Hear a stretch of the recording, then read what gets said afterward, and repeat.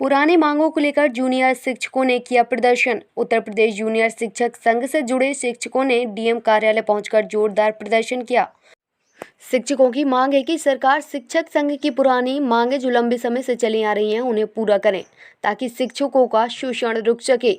वहीं जिलाध्यक्ष समर बहादुर सिंह ने पुरानी पेंशन बहाली की मांग की है। साथ ही जूनियर में लगे अनुदेशकों का मानदेय 25,000 दिया जाए। ऐसी मांगों के साथ प्रदर्शन कर रहे शिक्षक संघ के महामंत्री राघवेंद्र यादव ने स्वास्थ्य के क्षेत्र में अन्य विभाग की तरह शिक्षकों को भी सुविधाएं उपलब्ध हो, साथ ही 2018 के बाद के शिक्षकों को पुराने वेतन मानदेय पर वेतन उपलब्ध कराया जाए। इन सभी मांगों को लेकर मुख्यमंत्री को संबोधित ज्ञापन दिया है।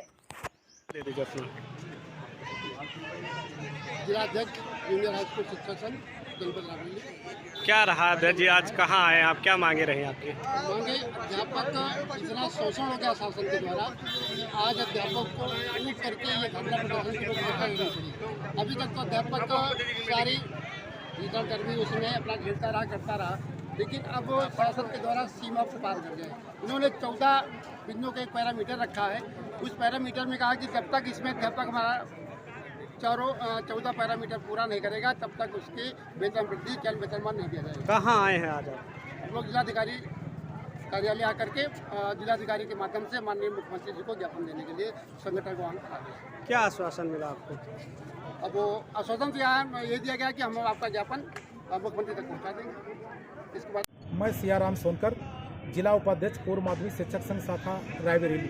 कहाँ आया था, क्या हुआ है? मैं जिला अध्यक्ष जिलाधिकारी महोदय के माध्यम से मुख्यमंत्री को संबोधित ज्ञापन देने के लिए आया था। किस सिलसिले ज्ञापन देने आए थे, क्या है मामला? शासन के द्वारा हम लोगों पर जबरदस्ती कुछ थोपे गए कार्य हैं, जैसे कि उन लोगों ने ये रखा है, हमारे लोगों के 14 पैरामीटर तय कर रखे हैं जो कि हमारे स्तर के नहीं हैं। कुछ तो प्रधानों के स्तर के हैं जिनमें भी हमारे नंबर काटे जा रहे हैं। हमारे लोगों की प्रमुख मांग है कि सबसे पहली बात, अगर हमारे यहाँ कक्षा 5 तक कक्षा संचालित है तो 5 शिक्षक हमको दिए जाएं। जूनियर हाई स्कूल में 3 कक्षाएँ संचालित हैं तो उसके अनुपात विषय के अनुपात में शिक्षक दिए जाएं, एक चपरासी दिया जाए और एक लिपिक हमको दिया जाए। इससे पहले सब शिक्षक वहाँ पे थे, पढ़ाई नहीं हो रही थी, तब बच्चे तो देखे नहीं जा रहे थे। उस बीच आप लोग कहाँ थे? हम लोगों को फिर भी विद्यालय में उपस्थित रखा जा रहा था कि बच्चों का मध्याह्न भोजन योजना का खाद्यान्न, बच्चों का कन्वर्जन कास्ट बच्चों के खाते में प्रेषित करना। इसलिए आप लोग घर घर जा करके इनके खाता संख्या, उनके आधार कार्ड आदि की व्यवस्था कीजिए।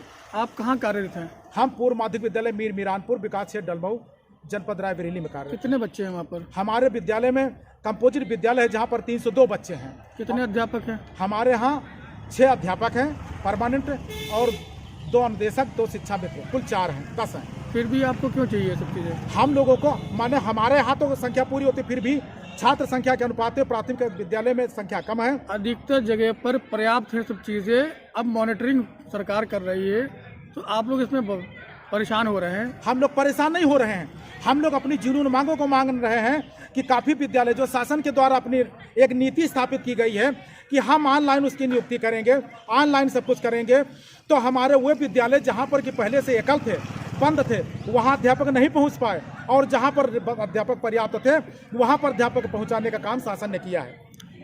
अब तक जितने भी अध्यापक थे अच्छी सैलरी ले रहे थे, घर बैठ के बच्चों को पढ़ाई करवा रहे थे। वहाँ जाने के बाद लोग नज़रअंदाज करते थे बच्चों को। आज सरकार उनको डायरेक्ट मॉनिटर कर रही है, ऑनलाइन देख रही है, तो आप लोगों को परेशानी हो रही है? कोई परेशानी नहीं हो रही, कम से कम जहाँ प्रहार होना चाहिए वहाँ करें। हम लोगों को शिक्षण से गुरेज नहीं है, हम लोग शिक्षण करना चाहते हैं। हम लोगों को जबरदस्ती दूसरे कामों में लगा रखा जाता है। मान लीजिए बच्चा हमारा कम विद्यालय उपस्थित आ रहा है, जब नहीं आ रहा था तब तो कोई बात नहीं है, चलो हम लोग घर घर जा करके उनके लाते थे, खाता संख्या लाते थे, उनसे आधार कार्ड लाते थे। लेकिन इस समय जो 50% उपस्थिति कक्षावार दे रखी है, कहीं कहीं पर कम संख्या है वहाँ भी 50% आएंगे, जहाँ पर ज़्यादा संख्या है वहाँ पर आएंगे। कक्षाओं के दिन निश्चित रखे हैं। समस्याएं क्या है आपकी, किस बात को लेकर? हमारी प्रमुख समस्या है कि जो हम लोगों को चयन वेतनमान, प्रमोशन, वेतन वृद्धि रोकने के लिए सरकार परीक्षा लेने जा रही है। ऐसा क्यों करने जा रही है? हम लोगों को शैक्षिक प्रशैक्षिक सभी परीक्षाएं हुई, हम लोगों ने परीक्षा पास की, हम लोगों को विभाग के द्वारा नौकरी मिली, अब उसमें इसमें कुठाराघात क्यों किया जा रहा है? आपको पता है अभी हाल ही में एक किस्सा हुआ था जिसमें एक अनामिका करके हाँ जो पोस्टेड थी कई जगह पर, हाँ। ये घपला हुआ है। अगर सरकार उसके ऊपर नजरअंदाजी कर रही है तो इसमें आपको क्या एतराज़ है? मेरा ये कहना है कि जब काउंसलिंग कराई गई, उसके डॉक्यूमेंट्स देखे गए, तो एक जगह जमा होते हैं तो दूसरी जगह मूल प्रपत्र क्यों नहीं देखे गए? हमारे शिक्षकों को ही एक व्यक्ति अगर कहीं गड़बड़ कर जाता है तो सभी को दोषी क्यों माना जाता है? सभी के साथ ऐसा व्यवहार क्यों किया जाता है? उन लोग, क्या वो लोग जिम्मेदार नहीं जिन्होंने काउंसलिंग करवाई है? उसके कागज दूसरी जगह कैसे पहुंच गए? रायबरेली से UP 24 न्यूज के लिए संदीप मिश्रा की रिपोर्ट।